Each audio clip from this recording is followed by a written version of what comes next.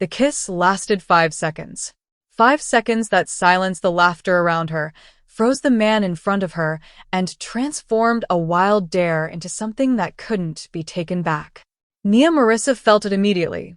The sudden shift in the atmosphere, the way the air seemed to thicken as if the entire bar had inhaled and forgotten to breathe. Her lips had barely pressed against his before she registered the heat, the firmness, the absolute stillness of him. She pulled back quickly, already grinning, already preparing to spin around and claim her victory. But the man didn't react, didn't smile, didn't flinch. He simply stood there, impossibly composed, his body a wall of controlled power beneath the neon glow. His shoulders were broad beneath a perfectly fitted black shirt, his posture rigid in a way that spoke of discipline rather than tension. His presence commanded space. The crowd seemed to unconsciously part around him, as if they sensed something in him that warned against carelessness. Mia's grin faltered. For a heartbeat, she wondered if she'd just made a terrible mistake. "You good?" she asked, forcing brightness into her voice even as her pulse hammered. His eyes, dark, fathomless, sharp as obsidian, finally lowered to her face. They didn't wander.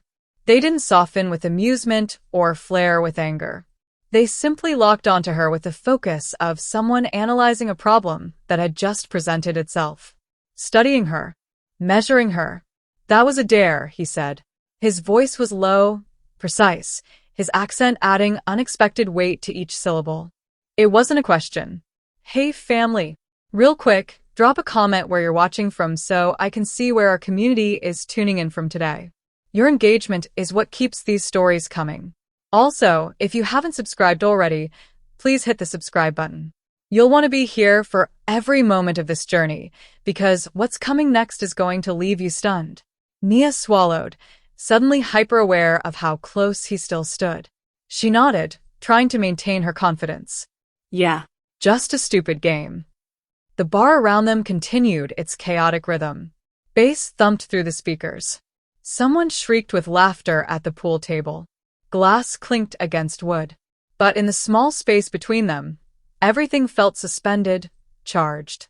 He shifted slightly, and Nia noticed his hand, strong, decorated with ink that disappeared beneath his sleeve, resting on the bar beside her. Not touching her, not caging her in, but close enough that she felt the heat radiating from him, close enough that she understood without words. She was exactly where he'd allowed her to be. His other hand remained loose at his side, deceptively relaxed. "You should be more careful who you touch," he said, his tone almost conversational. Almost. Nia lifted her chin, refusing to be intimidated even as something instinctive whispered that this man was different from anyone she'd ever challenged. "Maybe I wanted to touch you." Something flickered in his expression. Not quite a smile. Not quite approval. Interest. Raw and unmistakable. He studied her for 3 more seconds. She counted them, then stepped back with the same deliberate control he'd maintained throughout. The space between them opened up as if it had never been compressed. "Be careful," he said quietly. That was all. Nia didn't wait for elaboration. She turned on her heel and walked back to her friends with forced casualness, her heart racing, her skin still tingling from the brief contact.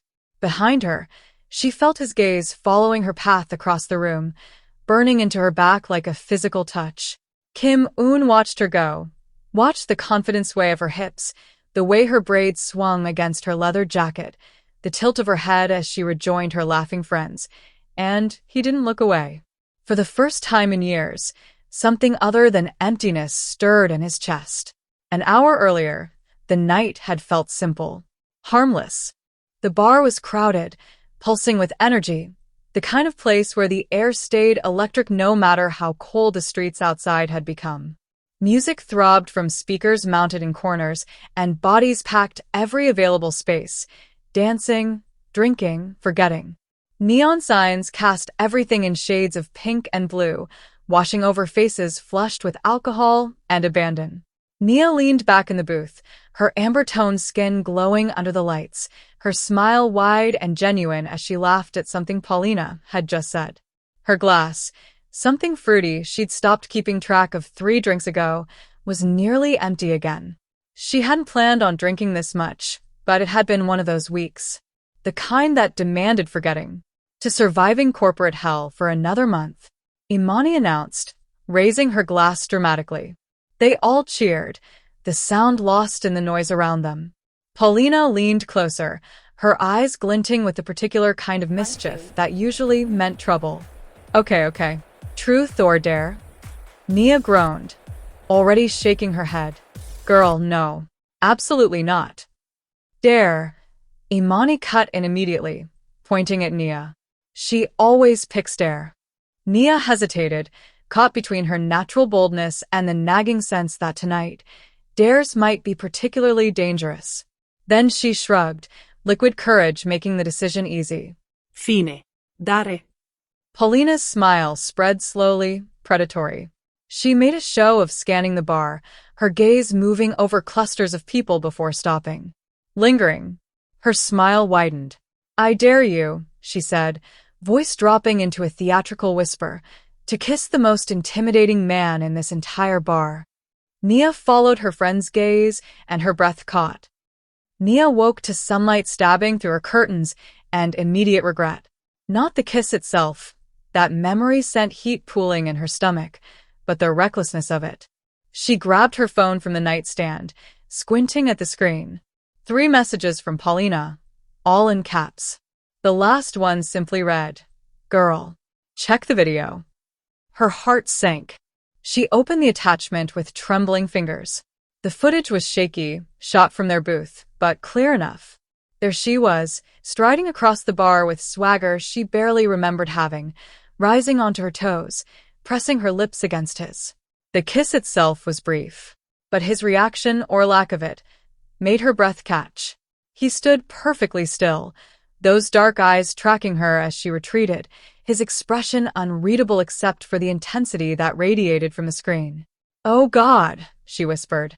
At the agency, Paulina was waiting at her desk, practically vibrating with excitement. Okay, so I did some digging. Nia dropped her bag. Please don't tell me. Kim Eun, Paulina interrupted, shoving her phone forward. That's his name. And girl, he's connected. The screen showed a grainy photo of him outside what looked like an upscale restaurant, flanked by men in dark suits. Another image, him at some charity gala, standing slightly apart from the crowd, watching. The articles were vague, business interests, import operations, private investor, but the implications were clear in what they didn't say. Nia's stomach flipped. Connected how? Paulina raised her eyebrows meaningfully. Then Nia's phone buzzed. Unknown number. Asterisk Nia Marissa. This is Kim Eun. I would like to see you again. Asterisk. Her heart stopped. The message was formal, direct, oddly polite for someone who'd just tracked down her personal information. Her fingers hovered over the keyboard. How did you find me? The response came within seconds. Asterisk I wanted to. Will you have dinner with me? No obligations. Asterisco. Paulina leaned over her shoulder and gasped. Is that him? Nia stared at the screen, logic warring with curiosity. Every sensible part of her screamed to decline, to block the number, to forget the whole thing. But there was something about the careful phrasing, no obligations, as if he understood she might be scared, that made her pause. Against every rational instinct, she typed. When? The reply came immediately. Asterisk tomorrow. 7. I'll send the address. Asterisk. Paulina grabbed her arm. You're actually going? I think so, Nia said, surprised at herself. Girl, he could be dangerous. I know. Nia looked at the message again, at the careful phrasing, the respect embedded in his words. But I want to know why he texted. Why he's interested. Because you kissed him. No. Nia shook her head slowly. There's something else. The way he looked at me like I was a puzzle he needed to solve. She met Paulina's eyes. I have to know what this is. Paulina sighed. Fine. But I'm tracking your location. And you text me every 30 minutes, or I'm calling the police. Deal. That evening, Nia stood in front of her closet for an hour, finally settling on an amber dress that complemented her skin without trying too hard. She wasn't dressing to seduce. She was dressing to understand. Her phone buzzed with the address, an upscale neighborhood she rarely visited, and a final message. Thank you for saying yes. I'll be waiting. Imani came home as Nia was applying lipstick. So you're really doing this? Yeah. What if he's actually dangerous? Nia met her friend's eyes in the mirror. Then I'll find out. But Paulina was right, he's rich, connected, clearly has resources. If he wanted to hurt me, he wouldn't need to invite me to dinner first. That's actually logical. I'm terrified, Nia admitted. But I'm also curious. And I need to know if what I felt in that bar was real, or just alcohol and adrenaline. Imani hugged her. Text us. Stay in public. Trust your gut. I will. The restaurant was intimate, traditional, the kind of expensive that whispered rather than shouted.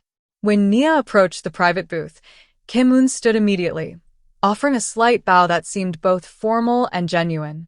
You came, he said, and she heard real surprise beneath his control.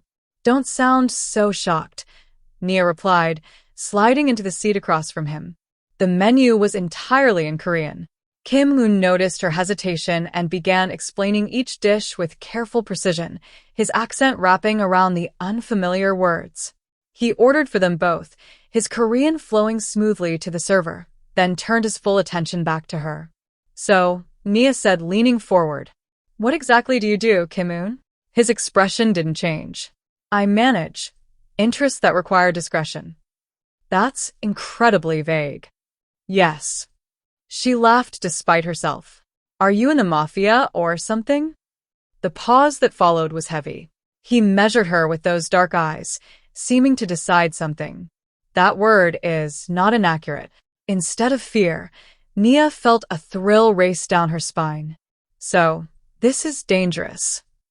Being near me can be, Kim Eun said quietly. But I would not allow harm to reach you. The certainty in his voice made her breath catch. When the food arrived, he watched her reactions intently as she tasted each dish, the way her eyes widened at the kimchi's heat, how she smiled at the perfectly seasoned bulgogi. They talked about everything and nothing. Her work in brand marketing, his careful deflections about family, the differences between their worlds. Why did you find me? Nia asked finally. Hundreds of people were in that bar. Why track me down? Kim Eun set down his chopsticks, considering his words. Because when you kissed me, you weren't trying to impress anyone. You weren't calculating an angle. You were simply bold. Honest. It reminded me of something I'd forgotten. What?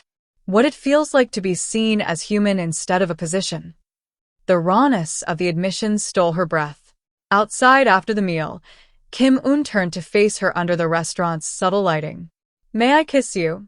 He asked first in Korean. Then English, as if giving her time to understand, to refuse. Nia's heart hammered. Yes. This kiss was nothing like the one at the bar. It was controlled, deliberate, full of restrained hunger that made her knees weak. His hand cupped her face with surprising gentleness for someone so clearly dangerous. Then the black SUVs pulled up. 3 vehicles, sleek and ominous, rolling to a stop at the curb. Men in dark suits emerged from the first one, their eyes scanning the street with professional efficiency. Kim Eun's jaw tightened almost imperceptibly. Nia pulled back. What? My associates, he said quietly, his hand still warm against her cheek. I'm sorry. This is exactly what I was trying to warn you about. They stood in the shadow between streetlights, the SUVs idling nearby like patient predators. Nia's pulse hammered, but she forced herself to stay calm, to think clearly despite the adrenaline. Those are your people? She asked. Yes. Kim Eun's voice was steady, but she caught the tension in his shoulders. They're waiting for me. Why? He looked at her for a long moment. Because in my world, when someone changes their routine, people notice. When someone becomes distracted, it raises questions. Nia swallowed. And I'm the distraction. You can leave right now, Kim Eun said, taking a small step back, giving her space. I will not contact you again. No questions, no consequences. You walk away, and this ends here. She should have taken the offer. Every logical neuron in her brain screamed at her to run. But Nia found herself asking instead, what happens if I stay? His expression shifted, something vulnerable flickering across those controlled features. My world has rules you don't know. People will notice you. Some will not be kind. He paused. I don't know if I'm worth that risk. The honesty in his admission made her chest tighten. But you want me to stay? Yes, he said simply. I haven't stopped thinking about you since you kissed me. And I would very much like to know you. One of the men from the SUV approached, speaking rapid Korean. Kim Eun responded without looking away from Nia, his tone leaving no room for argument. The man retreated. How did you get my number? Nia asked. I had it found. He didn't apologize, didn't soften it. For your safety, I needed to know who you were. That's... She struggled for words. That's invasive. Yes. No denial, no excuses. Nia took a breath, steadying herself. If this continues, if I say yes to whatever this is, I need honesty. Complete honesty. No more surprises. If I ask you something, you answer. Deal? Kim Eun's eyes held hers. Deal. Then I want the full truth, she said. Not here. Somewhere private. He nodded slowly. My home. Tomorrow evening. I'll send a car. I'll take a rideshare. Nia interrupted firmly. Send me the address. Something like respect flickered in his expression. As you wish. He moved closer, and for a moment, she thought he might kiss her again. Instead, he simply said, lock your door tonight. Be aware of your surroundings. You're trying to scare me. I'm trying to keep you safe, he corrected. His driver approached, and Kim Eun stepped back reluctantly. Tomorrow, Nia Marissa. 7 o'clock. She watched the SUVs pull away, her heart still racing.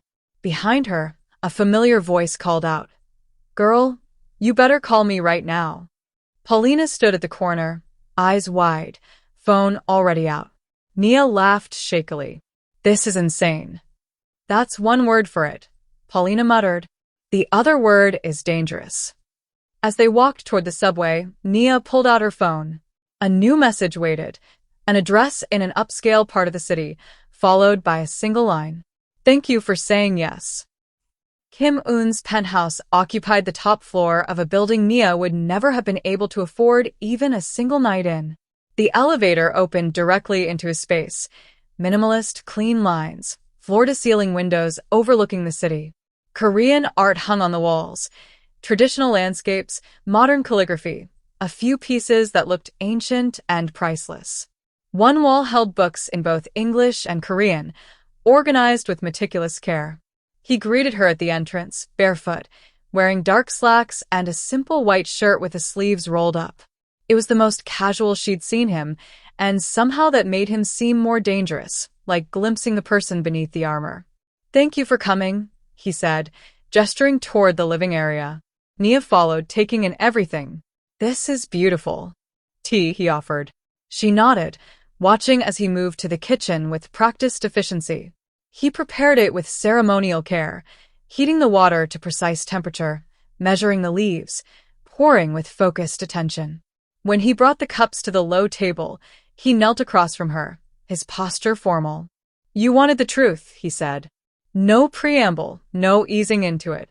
So, I will give it to you. Nia wrapped her hands around the warm cup, steadying herself. I inherited my position from my father, Kim Eun began, his voice even. I control territories, businesses, some legal, most not. I have enemies. I have obligations to people who built this organization before I was born. He paused. I have done things I cannot undo. Have you killed people? The question came out steadier than she felt. Yes. The single word hung between them. No justification. No explanation. Just truth. Nia should have stood up. Should have left. Instead, she asked, Do you want to keep doing this? His eyes met hers, and for the first time, she saw something crack in his composure. No, he admitted. But leaving isn't simple. There are obligations, expectations, consequences that extend beyond me. Then why tell me any of this? Her voice softened despite herself. Why risk bringing me into it? Kim Eun set down his tea, his movements precise even now. Because when you kissed me, I remembered what it felt like to be seen as human, not as a position, not as a weapon or a resource. He leaned forward slightly. And I find I would rather be honest and lose you than lie and keep you. The rawness of the confession stole her breath. Nia stared at him, this dangerous, controlled man who just handed her every reason to run, and felt something shift in her chest. If I stay, she said carefully, if I choose to keep seeing you, I need a promise. Name it. No half-truths. No protecting me by keeping secrets. If I ask, you answer. Always. Kim Eun didn't hesitate. Agreed. They sat in silence for a moment, the city glittering beyond the windows. Then Nia stood, and Kim Eun immediately rose with her, tension returning to his shoulders, as if he expected her to leave. Instead, she stepped closer. I'm not saying yes to everything, she said quietly. I'm saying yes to right now, to learning more, to seeing if this, whatever this is real. That's enough, he replied, voice rough. When they kissed this time, it was slower, deeper, tinged with the weight of truth exchanged. His hands were careful on her waist, hers resting against his chest where she could feel his heart beating just as fast as hers. Stay for dinner, he murmured against her lips. Let me cook for you. Nia pulled back just enough to meet his eyes. You cook? My grandmother insisted, he said, and there, finally, was the ghost of a smile. Over the following 3 weeks, Kim Eun courted Nia with deliberate care. He texted each morning, simple messages in English, occasionally Korean phrases he'd translate when she asked. 별표 좋은 아침 별표, good morning. 별표 잘 먹었어요? 별표, did you eat well?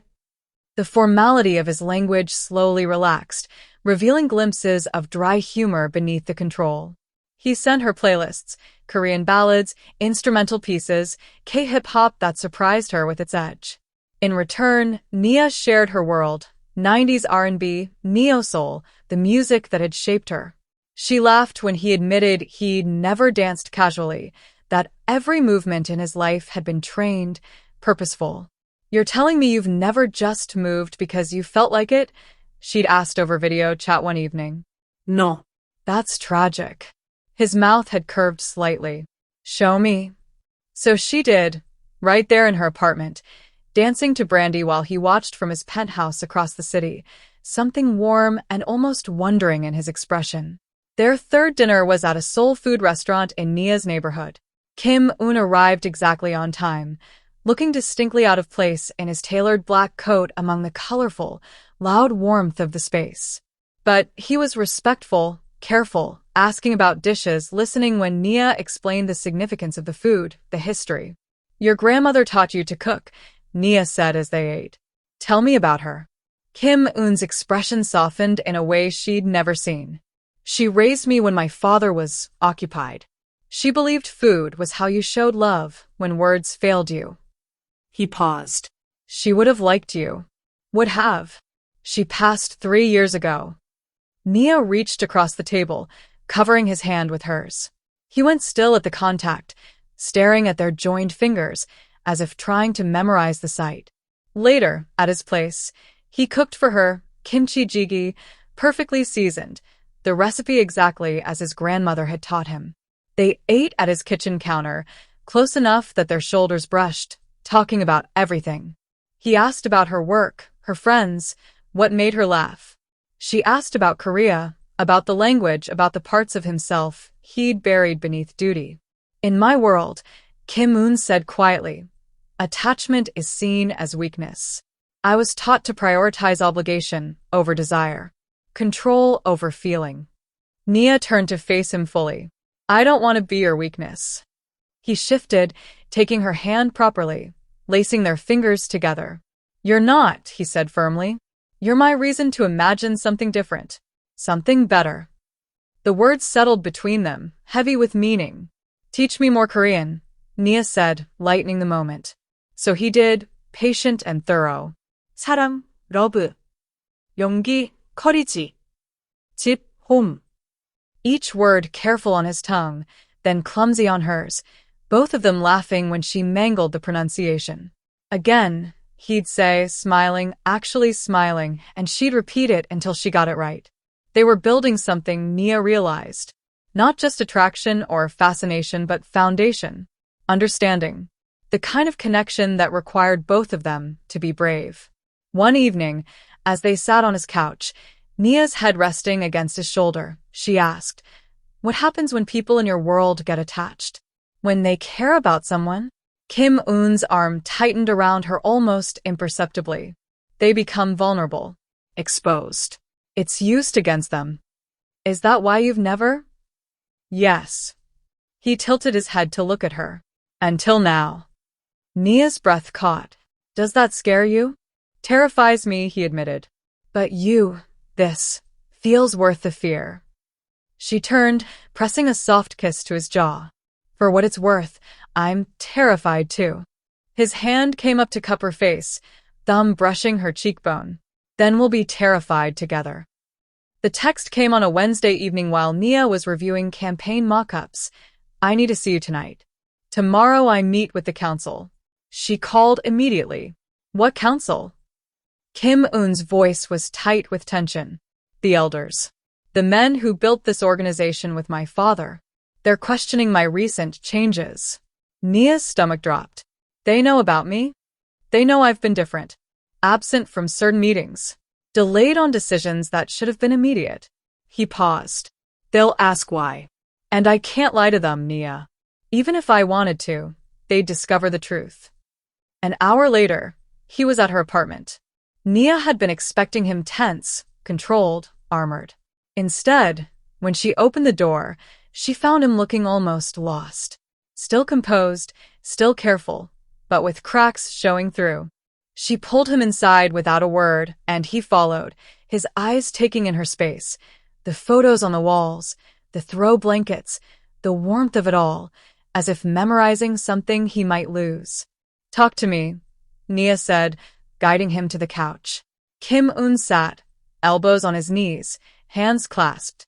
They'll ask why I've been absent. Why certain operations have stalled. Why I'm different. He looked at her, vulnerability naked in his expression. If I don't tell them about you, they'll find out anyway. And they won't be kind about it.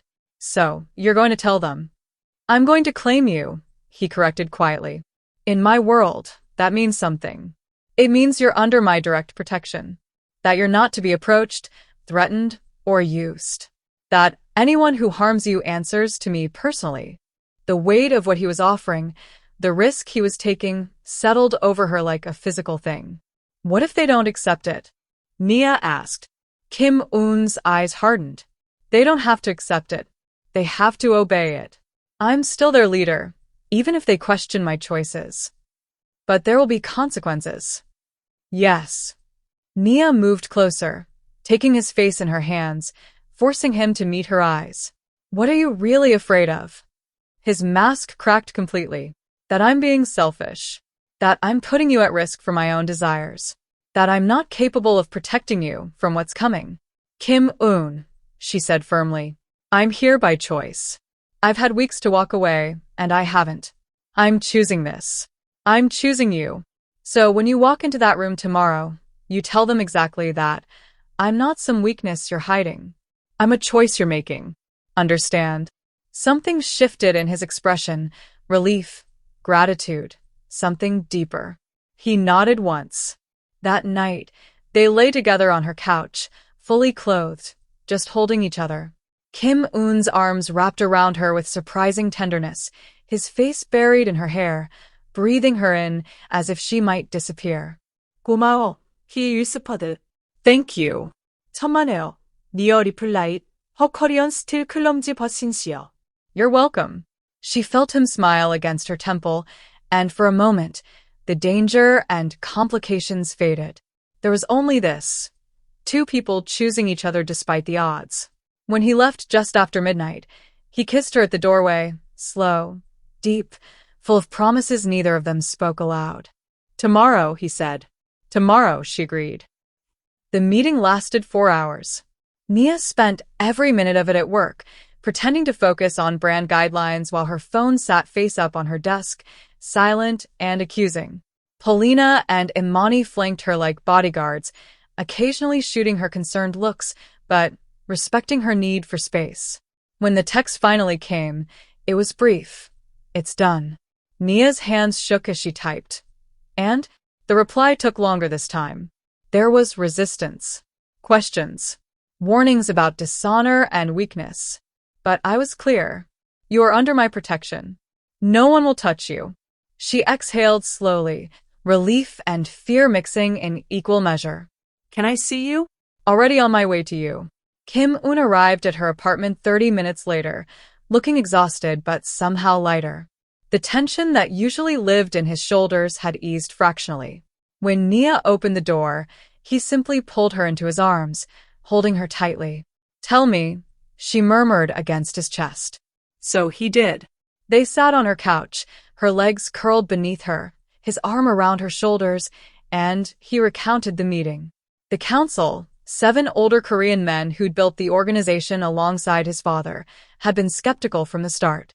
When Kim Eun announced his intentions to transition toward legitimate operations, to step back from active control of the illegal enterprises, the room had erupted. "They asked who was influencing me," Kim Eun said quietly. "Who had made me weak." "What did you say?" His eyes met hers. "I said one word. Her. And then I told them your name." Nia's breath caught. "I told them you weren't making me weak. You were giving me a reason to build something that wouldn't destroy me." He paused. "And I made it clear, Nia Marissa is under my protection. Anyone who approaches you, threatens you, or uses your name answers to me directly." How did they react? Some were angry. Some were disappointed. One of the elders told us to, someone my father trusted simply nodded and said, 사랑은 용기가 필요하다. Which means, love requires courage. Kim Eun's mouth curved slightly. "He gave me his support. That swayed 2 others. The rest, they'll comply, because they have to." Over the following weeks, Nia watched Kim Eun systematically restructure his life. He met with lawyers, accountants, business consultants. He began transitioning assets, establishing legitimate corporations, cutting ties with operations that couldn't be made legal. It was slow, complex work, undoing years of his father's legacy. She also met Min-jun, Kim Eun's most trusted man. He arrived at a dinner at Kim Eun's penthouse, polite but clearly skeptical. He was shorter than his boss, stocky and solid, with scars on his knuckles and watchful eyes. "So you're the reason," Min-jun said in accented English, studying Nia with unnerving directness. "I'm a person, not a reason," Nia replied evenly. Something flickered in Min-jun's expression. Respect, maybe. He glanced at Kim Eun, who was plating food in the kitchen, then back to Nia. 그를 행복하게 만드는군요. "He says you make me happy," Kim Eun translated without looking up. Min-jun nodded once, then switched to English. "He's been different. Better. Less." He searched for the word. "Less cold." "I'll take that as approval," Nia said. "It is." But not everyone was welcoming. Nia noticed the stares when she attended a business dinner with Kim Eun, an event celebrating the opening of his legitimate import company. Most people were polite, but she caught whispers, sidelong glances. A few Korean guests looked at her with barely concealed disapproval. The black woman who changed him. The outsider. The reason. It stung more than she'd expected. After the dinner, in Kim Eun's car, she was quiet. "What's wrong?" he asked immediately. "Nothing." Nia. She sighed. Some people there, they weren't exactly subtle about their opinions. Kim Eun's jaw tightened dangerously. Who? "It doesn't matter. It matters to me." His voice was steel. "Tell me who, and I'll handle it." "Kim Eun, you can't threaten everyone who gives me a dirty look." "Watch me." "Despite everything," she laughed. "You're ridiculous." But he was serious. Over the next few days, she heard through the grapevine, Imani, who heard from Paulina, who'd overheard at some event, that Kim Eun had made it known. Disrespect toward Nia was disrespect toward him. Period. Several business relationships quietly ended. A few people issued formal apologies. You didn't have to do that, Nia said when she confronted him about it. Yes, Kim Eun replied simply. I did. Slowly, grudgingly, his world adjusted. Minjun became an unexpected ally, occasionally texting Nia in broken English to warn her when Kim Eun was having a difficult day. Boss is stress. Make him laugh.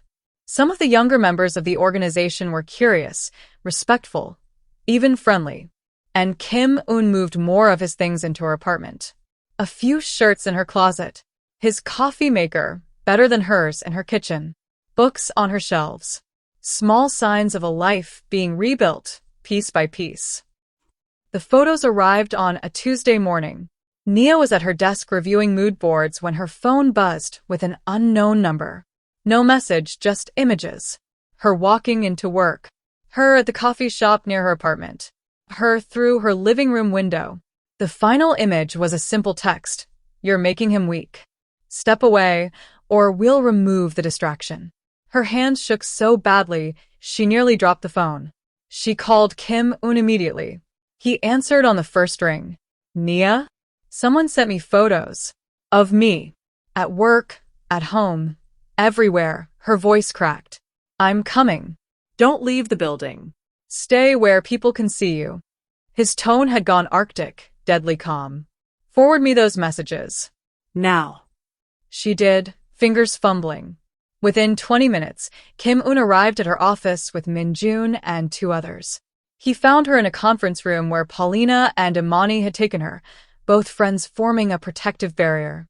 Kim Eun crossed the room in 3 strides and pulled her into his arms. You're safe, he murmured. I'm here. You're safe. But Nia saw it. The cold fury in his eyes when he stepped back, the way he held his phone to his ear and spoke rapid, harsh Korean. She'd never heard that tone from him before.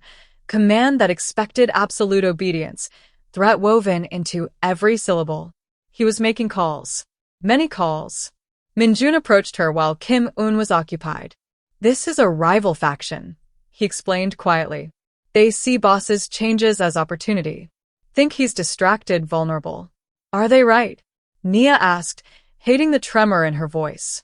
Minjun's expression was grim. They're wrong. Distracted boss is more dangerous. Because now he has something to protect. Within hours, Kim Eun had security stationed outside Nia's building, the agency, every place she regularly visited. He wanted her to stay at his penthouse, but Nia refused.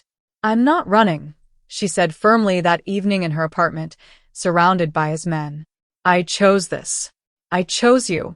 I'm not going to hide because someone wants to scare me. Kim Eun's control cracked. Nia, these people are dangerous. So are you, she interrupted. And I chose you anyway. I'm not leaving. I'm not retreating. I'm staying, and I'm trusting you to handle this. Something raw crossed his face. He pulled her close, burying his face in her hair. I'm afraid, he admitted, voice barely above a whisper, of failing you, of not being able to protect you, of proving I'm not capable of this. Nia cupped his face, forcing him to look at her. You don't have to be perfect. You just have to be honest and present. That's enough. That's always been enough. That night, he held her on the couch, their bodies tangled together, his arms like steel around her. She felt him trembling, just slightly, but enough to know he was as scared as she was. The threat was neutralized within 3 days. Nia never learned the exact details. Kim Eun kept that world separate as promised, but she saw the aftermath. His knuckles were bruised. Minjun looked satisfied. And suddenly the photos stopped. The unknown number went silent. It's done, Kim Eun said when he came to her apartment on the 3rd evening, looking exhausted. Done how? Nia asked carefully. Handled. He met her eyes. You won't be bothered again. I made certain of it. She didn't press.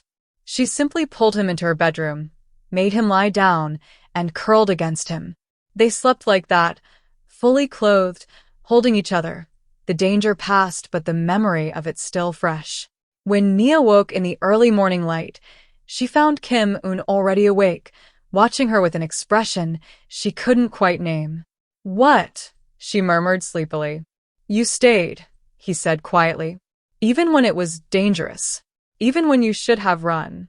You stayed." Nia traced her fingers along his jaw. "Where else would I go?" His arms tightened around her, and Nia felt the shift, the final piece of his control surrendering. Not in passion or need, but in trust. Complete, absolute trust. 별표 사랑의 별표. He whispered against her breath. She didn't know the words, but she felt their weight. What does that mean? Kim Eun pulled back just enough to meet her eyes, his expression open in a way she'd never seen. "It means I love you." Nia's breath caught. Kim Eun. "You don't have to say it back," he said quickly. "I just needed you to know. After everything, I needed you to know."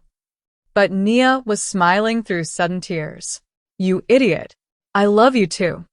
He kissed her then, deep, honest, full of relief and promise.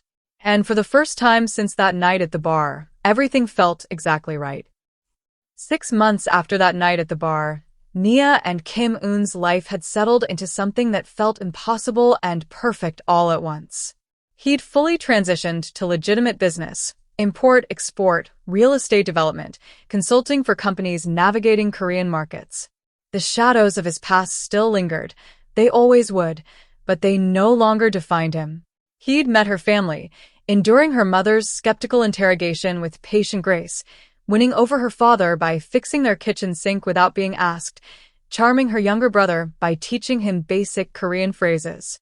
Her family had been wary at first. The age gap, he was 5 years older, the cultural difference, the vague business background, but they'd seen how he looked at her. How he listened when she spoke. How he showed up, consistently, without fail. "He's different," her mother had admitted grudgingly after the third family dinner. "But he loves you. That's clear." Nia had learned conversational Korean, enough to follow his phone calls and surprise him occasionally with phrases he hadn't taught her. She'd learned to make kimchi jjigae using his grandmother's recipe, the process meditative and connecting her to a woman she'd never met but felt she knew. Kim Eun had learned to dance, badly, enthusiastically, in her living room at midnight to 90s R&B. He'd learned her friends' coffee orders, remembered their birthdays, showed up to Imani's art show and Paulina's engagement party.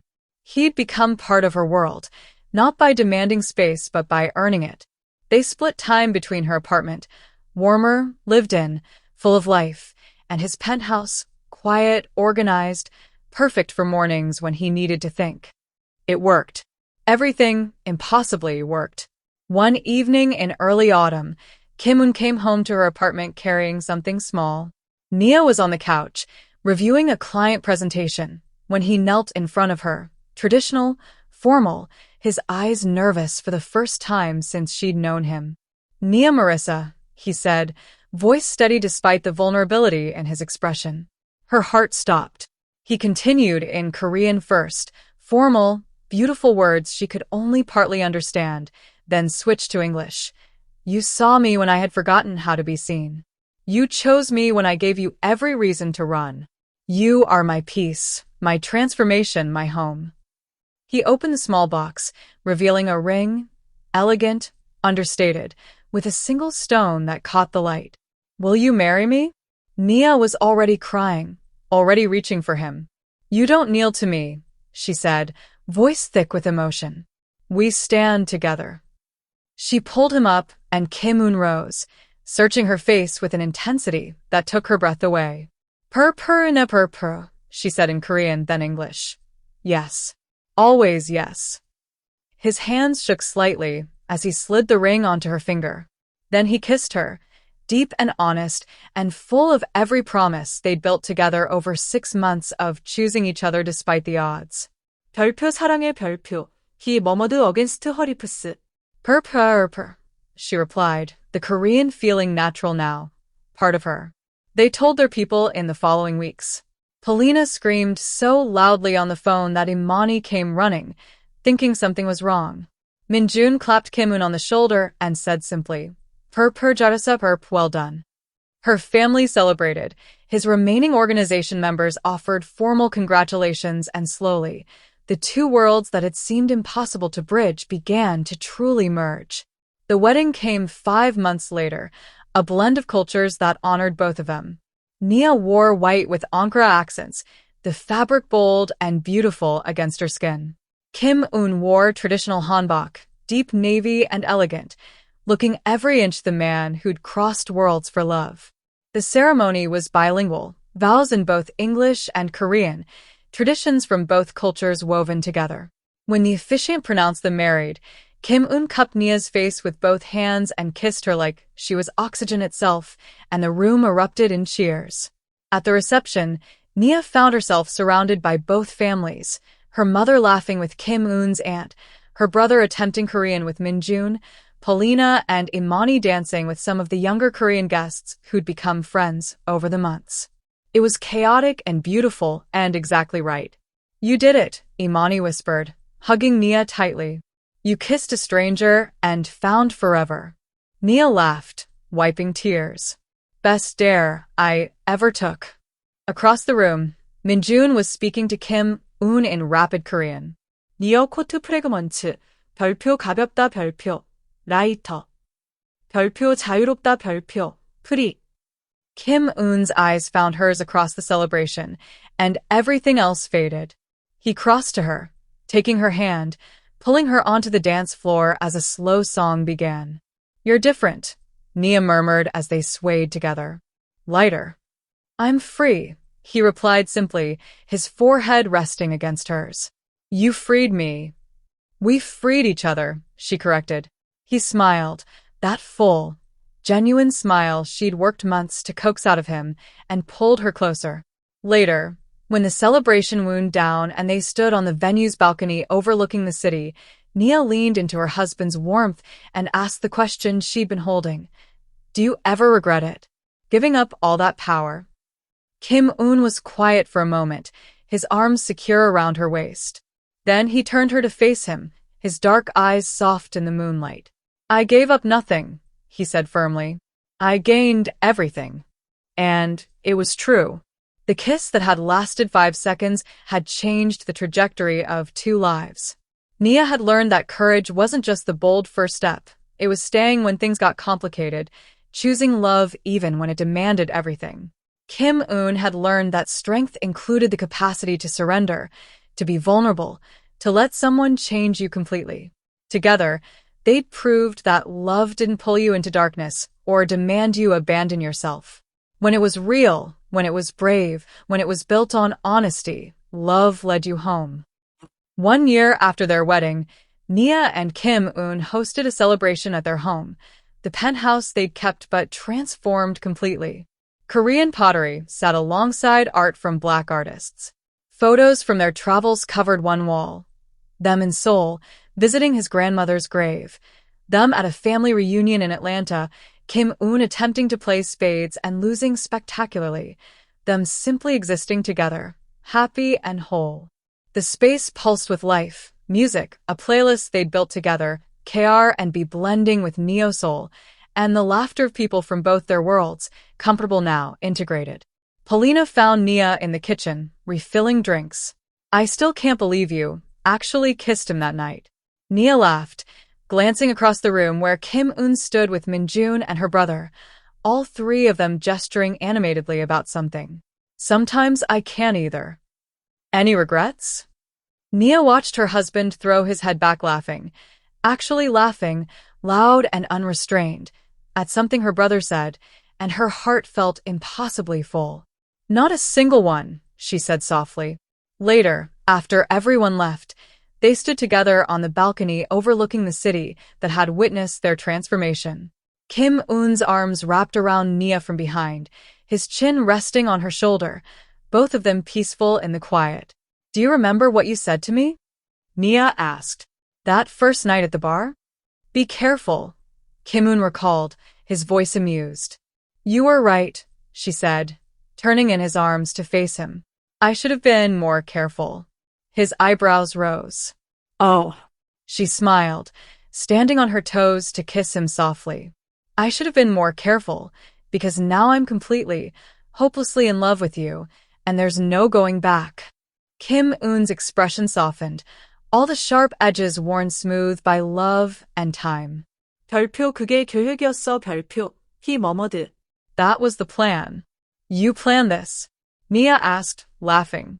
No, he admitted, pulling her impossibly closer. But I'm grateful every day that you were brave enough to kiss a stranger. That you stayed when you should have run. That you chose me when I didn't deserve it. You did deserve it, Nia said firmly. You always did. You just had to believe it.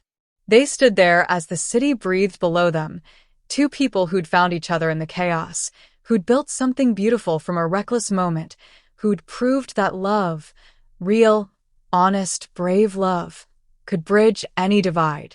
The kiss had lasted 5 seconds, but the love it sparked would last forever. And somewhere in the universe, fate smiled, knowing that sometimes the best stories begin with someone shouting stop. And someone else not listening. If Nia and Kim Eun's journey from a reckless dare to forever captured your heart, you're going to love what comes next. Please subscribe to our channel for more intoxicating dark romance stories where forbidden love defies danger, passion ignites in the shadows, and courageous hearts find home in the most unexpected places. Thank you for watching, and may your own love story be just as brave and beautiful.